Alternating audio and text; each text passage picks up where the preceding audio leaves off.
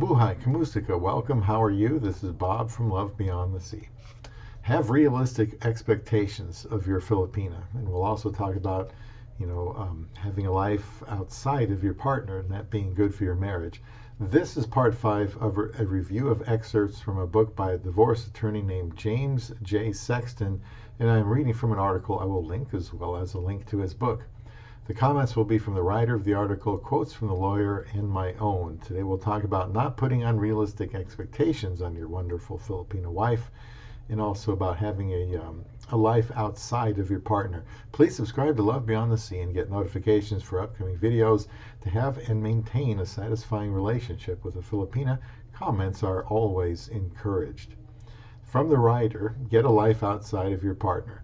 Make time for you, yourself, as an individual. Yeah, you've heard it before, I know, but I'm here to confirm that neglecting this really does lead to bad things. And James sees it all the time. From the book, If You're in My Office, It's Already Too Late. Don't lose your identity in your marriage or in becoming a parent. I'm not here to regurgitate the obvious, but I would like to point out just how often this issue, in one form or another, is at the root of so many divorces. The marriage vows ask us to forsake all others. They do not demand that we forsake all the other good things we can be. The writer says, don't become boring. Not that anyone wants to be boring, but it happens a lot. And it's a sad irony that a 110% focus on your marriage can make you boring, which can then end your marriage.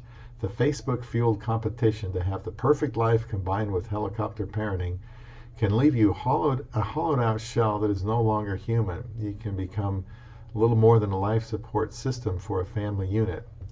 Now, my thoughts, I think the marriage should be the primary concern of each couple, even more important than the children. That's not to say that the children aren't important. I believe the marriage comes before anything else and must be protected at all costs. However, what he is advocating here is not getting so lost in the marriage that there is no allowance for other interests, such as hobbies you've always had and learning and helping others. I love my wife, but she's not always going to be available. I enjoy making videos for YouTube. It's just that being married calls for a redistribution of time devoted to your interests. I need to encourage my wife to have hobbies, to have friends, and to keep up with her family in the Philippines. She has not hindered me from having interests, so this is one area I think we've done well in. From the book, If You're in My Office, It's Already Too Late.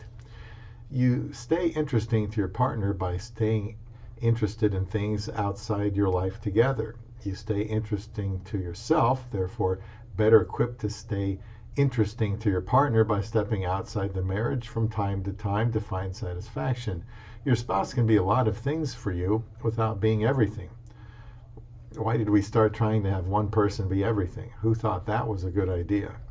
My thoughts, we've been married for 4 years and 5 months, and while the first 2 years I expected to be the most difficult, situations still come up now and then where we are challenged.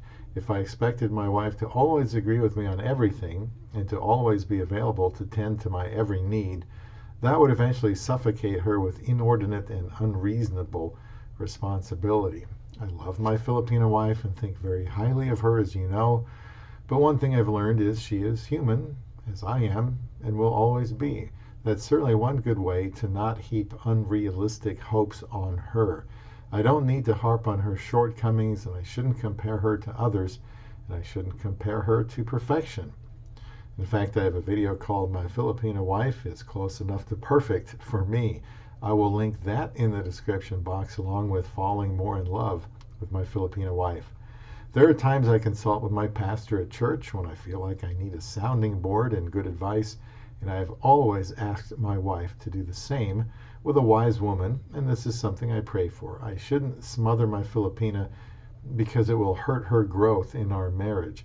The first year she had to rely on me a lot, of course, because she was in a new country and culture, and since we got married very quickly, 54 days, the first 2 years were going to be heavy on getting to know each other. But in years 3 and 4, I realized that I need to allow her more freedom to work more hours and manage the money she earns. I don't think my wife expects me to be everything to her. She is an independent woman in that she is able to work the hours she does and still respond to me. If we work the same hours, then we'd have more potential time together, and maybe that can still happen. No person can meet all our needs. Only God can take care of us in certain ways. My wife can do some things for me, and I for her, but we must know that only God can be completely trustworthy, albeit mysterious in his ways. I am to protect her, provide for her, while I need her companionship, intimacy, and touch. There are times that I have to tell myself that, if she is doing what I married her for, then I need to be cautious to not let my expectations get out of hand. I have one more topic left in this 6-part series of my reflections on divorce lawyer James J. Sexton's book. If you're in my office, it's already too late, where he gives observations on how to avoid getting divorced. In the final video, I will talk about the necessity of appreciating your love beyond the sea.